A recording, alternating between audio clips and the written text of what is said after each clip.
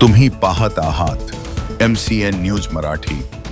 तेल्हारा तालुक्यातील अडगाव बुद्रुक येथे 28 जून रोजी मोहरम सणानिमित्त ताजिया मिरवणूक पारंपरिक उत्साह आणि शांततेत पार पडली। हजरत इमाम हुसेन यांच्या शहादतीच्या स्मरणार्थ मुस्लिम बांधवांनी 10 दिवसांचे मातम पाळल्यानंतर 10व्या दिवशी ताजिया विसर्जनासाठी ही मिरवणूक काढण्यात आली। दुपारी 3 वाजता मुख्य मशिदीपासून मिरवणुकीस प्रारंभ झाला।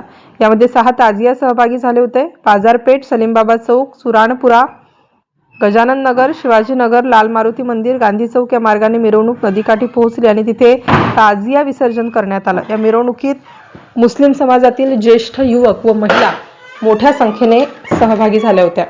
पारंपरिक पद्धतीने सजवलेल्या आकर्षक ताजियाने सर्वांचे लक्ष वेधून घेतले। ढोल ताशाच्या निनादात आणि या हुसेनच्या घोषणांनी संपूर्ण परिसर दुमदुमून गेला। मिरवणूक शांततेत पार पडावी यासाठी अकोटचे ASP माननीय उपविभागीय अधिकारी निखिल पाटील यांच्या मार्गदर्शनाखाली हिवरखेड पोलीस स्टेशनचे ठाणेदार सचिन पाटील, पोलीस निरीक्षक SRPF कर्मचारी बंदोबस्तासाठी उपस्थित होते। MCN न्यूज मराठी करिता दीपक रेडे, प्रतिनिधी।